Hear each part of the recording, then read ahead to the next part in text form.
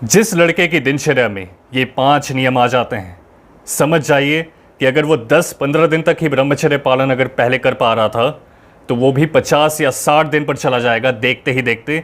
और सबसे अच्छी बात पता है क्या है? उसको इस दौरान एक भी बुरे सपने नहीं आएंगे। अगर कोई तस्वीर वीडियो उसके सामने आ भी जाती है तो वो कह पाएगा कि मैं इनसे बहुत ऊपर उठ गया हूँ। वो कह पाएगा, अगर उसके सामने कोई सुंदर चेहरा आ जाता है वो कह पाएगा खुद से माया है और आगे बढ़ जाएगा। जब भी उसका मन भटकेगा वो खुद को संभाल पाएगा।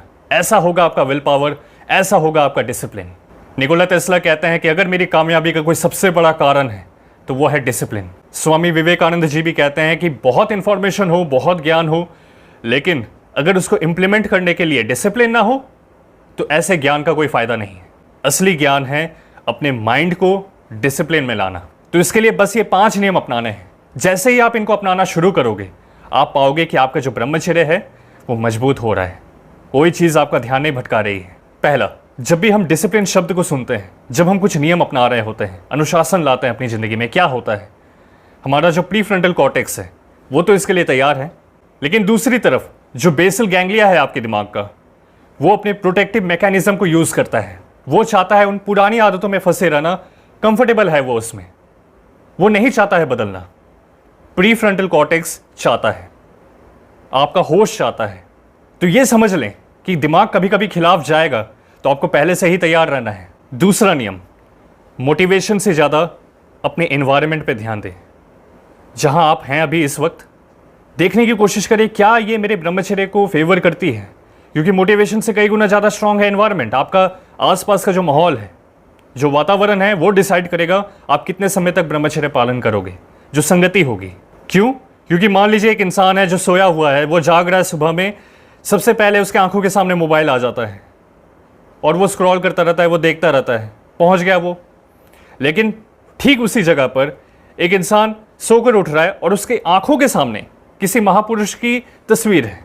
तीसरा नियम, जब भी आपको अंदर से सेंसेशन महसूस होना लगे कि गलती हो जाएगी, आपको अपने आप से सवाल पूछना है, क्या इस वक्त मैं भूखा हूं? क्या मैं क्रोध में हूं? क्या मैं अकेलापन महसूस कर रहा हूं? या मैं थका हुआ हूं? क्योंकि वासना हमेशा नहीं आती, वो इन मौक़ों की तलाश में होती है। तो आपको सवाल पूछना है, क्या इनमें से कुछ तो नहीं? अगर आप पूछेंगे तो हो सकता है आपको एक बहुत अच्छा जवाब मिले और उसके लिए आप कुछ कर पाएं। चौथा नियम, जब भी हम वादा करते हैं अपने आप से कि हमें सुबह जल्दी उठना है, हमें प्राणायाम करना है, एक्सरसाइज करना है, क्योंकि आप इस पद पर हैं, कभी कभी ऐसा होगा कि इनमें से कोई एक चीज़ पीछे रह जाएगी। या फिर आप पढ़ाई कर रहे होंगे या फिर ट्रैवलिंग कर रहे होंगे कहीं। यहाँ पर समझना है हमें कि जो हम वादा करते हैं ना अपने आप से, जब वो पूरा नहीं होता है तो हम थोड़ा सा लो फील करते हैं। तो इसकी भरपाई करना बहुत ज़रूरी है। तो मान लीजिए आप सुबह में नहीं उठ पाते हैं जल्दी, तत्काल उसकी भरपाई करना बहुत ज़रूरी है। उसी दिन करना यह है कि अपने आप से कहें कि चलो मैं सुबह नहीं उठ पाया, कोई बात नहीं, लेकिन मैं आज थोड़ा सा ज़्यादा एक्सरसाइज करूँगा, थोड़ा सा ज़्यादा डिसिप्लिन में रहूँगा बाकी के घंटे।